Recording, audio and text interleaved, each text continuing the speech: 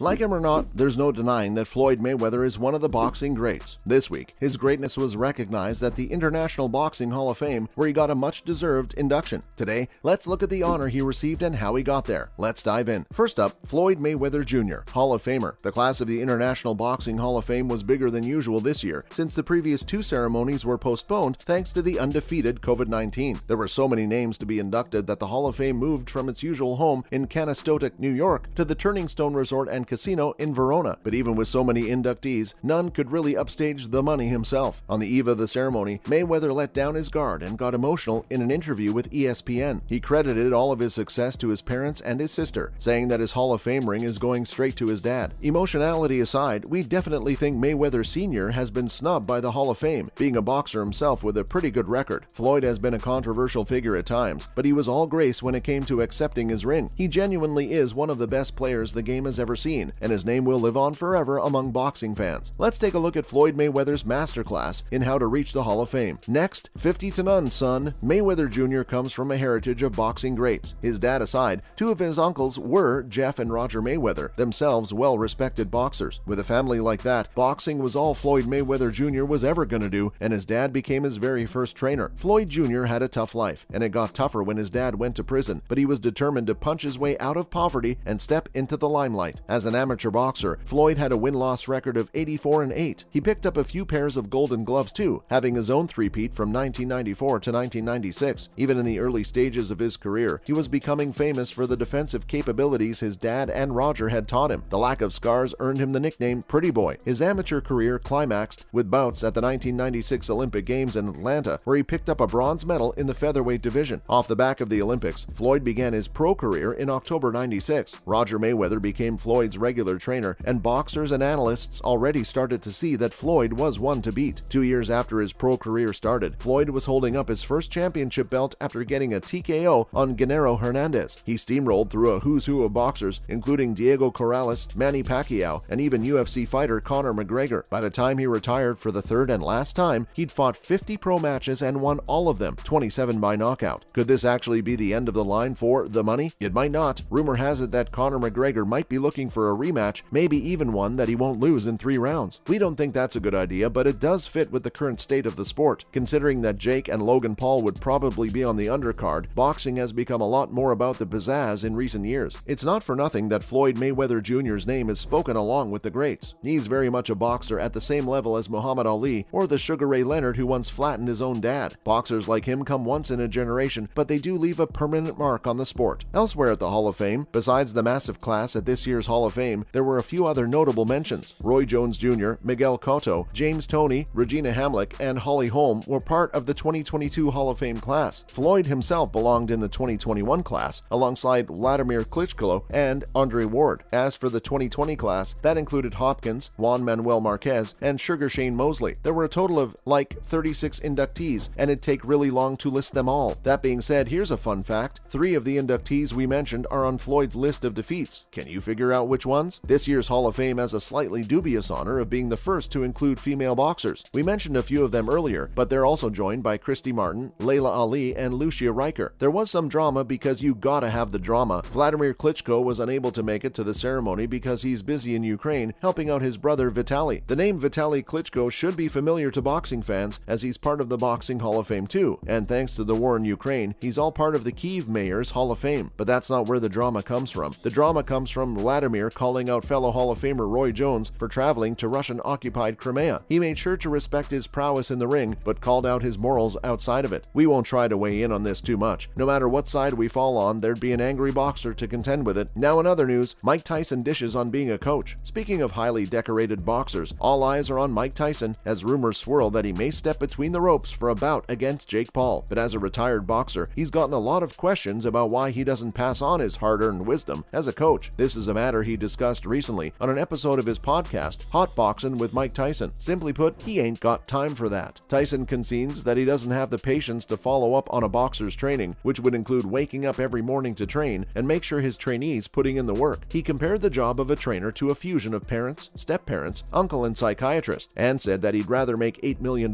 somewhere else than spend all day in the gym. So if you were thinking of applying to the Mike Tyson School of Hard Knocks, it looks like the school is going to be closed long-term. But you never know. Maybe Tyson will someday find a boxing prospect who's worth that kind of investment from him. Right now, though, we'll have to focus on the question of whether Tyson's big return is actually on the horizon. Next, Azeem scores his first title against Anthony Loffett. At the Skydome Arena in Coventry, Azeem competed for the WBC Youth Intercontinental Super Lightweight title. He must have had other plans too, because he made pretty short work of defender Anthony Loffett. In just his 5th pro bout, Azeem flattened Loffett in just over a minute. It takes longer to say the name of the title that he's just won. Azeem wasn't in too much of a hurry to skip the showboating. He celebrated the win with a series of cartwheels and finished with his trademark backflip. He went on to boast that this is far from his last title win and that he's got his eyes set on conquering the world. If he can do that as fast as he laid out Anthony Loffett, it may be Azeem's world by the time our next video is out. And now, Daniel Kinahan boxes with the courts. Boxing company Probellum has been shrouded in controversy despite its noble mission of pushing up new and coming boxers. That controversy may now lead them to the courts, as Probellum is taking Sky to court over libel. This all started when Boxer, another company like Probellum, issued a notice to their wrestlers that they would not be allowed to appear on Sky if they had ever worked with Probellum in the past. The reason for these warnings is that Probellum has ties to Daniel Kinahan, who's been accused of running a gang. Because of that association, Probellum has beans slapped with a bunch of sanctions in the US, even though Probellum has denied those connections all along. Probellum is alleging that Sky's insinuations about their connection to Daniel Kinahan amounts to libel. Whether the connections are true or not, Daniel Kinahan has been tagged by the High Court of Ireland as a senior figure in organized crime, which is why Probellum really wants to make sure that they're not seen as being connected to him. Boxer is lacing up their gloves to defend themselves against any flurries from Probellum, while Sky has declined to comment on the suit for now. We'll be keeping an eye on this situation, particularly when the ref rings the bell. That's it for our boxing coverage today. What's your take on Floyd Mayweather? Do you have a favorite bout of his? Also, were any of your other favorites inducted this year? And if not, who would you like to see join the Hall of Fame in 2023? Weigh in the comment sections below. And don't forget to throw a jab at the like button, a hook at the share button, and an almighty uppercut at the subscribe button.